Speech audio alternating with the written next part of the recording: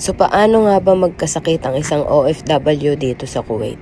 Super linaw ng camera ko mga mamshi ko, kaya yung nakikita nyong medyo blurry dyan ay pinagsamang fog at dust nung Sunday. So kapag ganitong weather ay usong-uso na talaga ang sakit dito sa Kuwait. So kung cough at flu lang, kaya ko pang pumasok, kaya lang yesterday super taas na talaga ng lagnat ko, so sign na talaga yon na meron akong infection.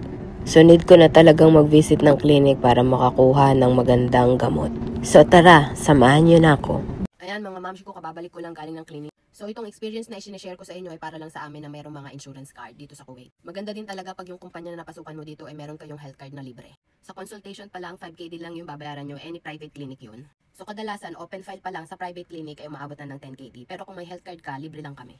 Tapos yung insurance card namin, 10% naman yung babayaran nyo para sa mga gamot. Yung total bill ko dito sa tatlong gamot is 6KD 600. So ang binayaran ko lang is 660 fil. So ayun lang, thank you for watching. Bye!